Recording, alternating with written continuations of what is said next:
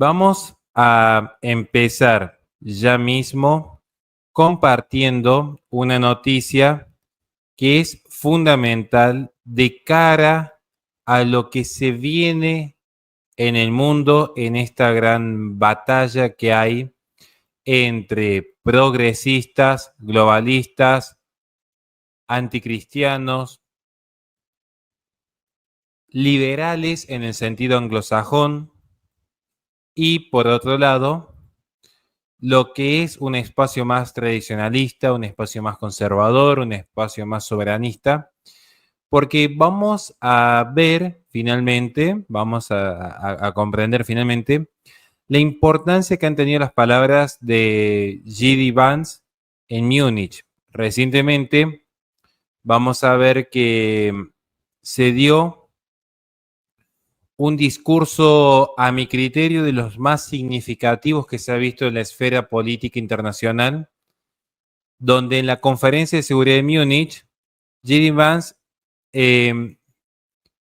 dio las palabras necesarias para generar una reacción negativa por parte de las élites europeas y los comentaristas progresistas de la prensa internacional. El discurso ciertamente fue, en términos poco coloquiales, una bomba para los que promueven un proyecto globalista.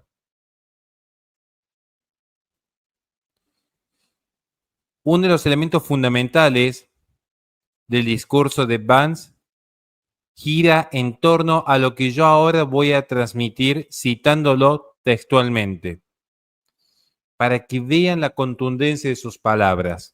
Este vicepresidente de Estados Unidos, que hay que recordar, es católico tradicionalista, es decir, es un hombre más afín al rito tridentino, más afín a la condena al modernismo, más afín a la solemnidad, más afín a mantener viva la tradición de la Iglesia. Ciertamente que para muchos es reaccionario, y vamos a ver que J.D. Vance, que incluso en el pasado ha sido crítico de Donald Trump y la derecha, para ver justamente la impronta con la que se posiciona, y cito sus palabras ahora, dijo en la conferencia de Múnich: lamentablemente, cuando mira a Europa hoy, a veces no resulta tan claro lo que les ocurrió a algunos de los ganadores de la Guerra Fría. Miro hacia Bruselas, donde los comisarios de la Unión Europea advierten a los ciudadanos que tienen la intención de cerrar las redes sociales durante tiempos de disturbios civiles en el momento en que detecten lo que han juzgado como contenido de odio. Miro hacia mi propio país, donde la policía ha llevado a cabo redadas contra ciudadanos sospechosos de publicar comentarios antifeministas en línea como parte de la lucha contra la misoginia en Internet. Miro hacia Suecia, donde hace 2 semanas el gobierno condenó a un activista cristiano por participar en la quema de ejemplares del Corán que resultó en el asesinato de su amigo.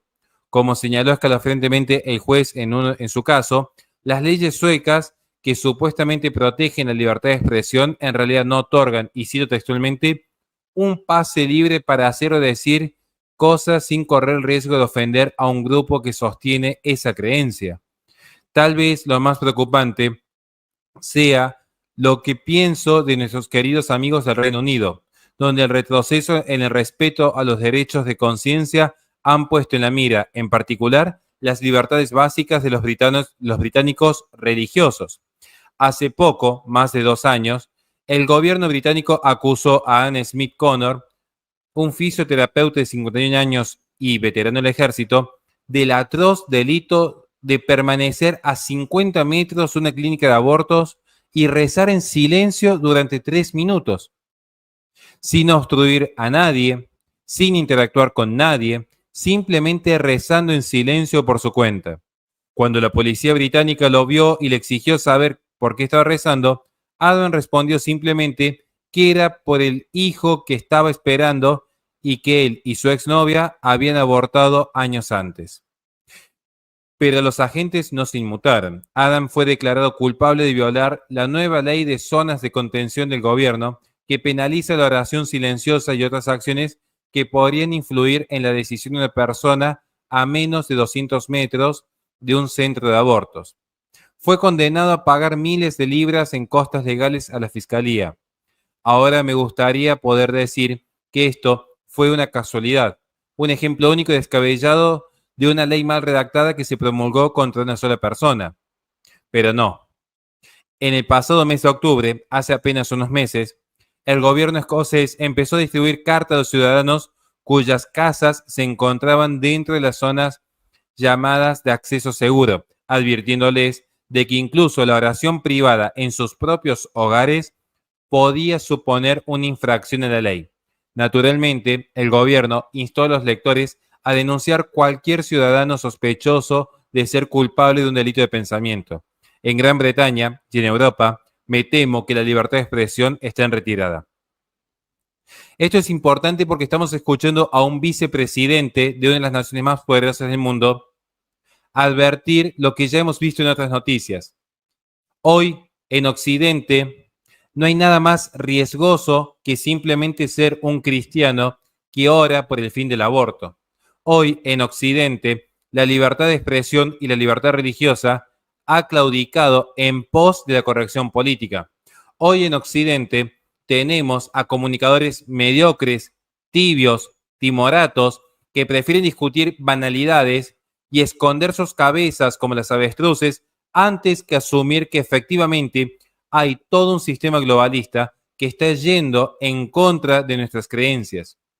Entonces, es bueno, y me atrevería a decir que casi un milagro de Dios, que exista al menos un político como J.D. Vance, que a mi criterio es de mis políticos favoritos, a mi criterio es de los mejores que hay y por eso es uno de mis políticos favoritos, que se anima a decir la barbarie que se está viviendo en Europa. Hoy en Europa es un delito orar, quiera sí o no. Trátenme de teorías conspirativas o trátenme de conspiranoico. Pero lo cierto y lo efectivo es que está documentado que hoy orar por el fin del aborto es delito. Hoy hay una protección jurídica especial contra las minorías, entre comillas, minorías religiosas como el Islam, mientras se persigue arduamente a los cristianos. Y sin embargo, ¿en qué gastan su tiempo los cristianos?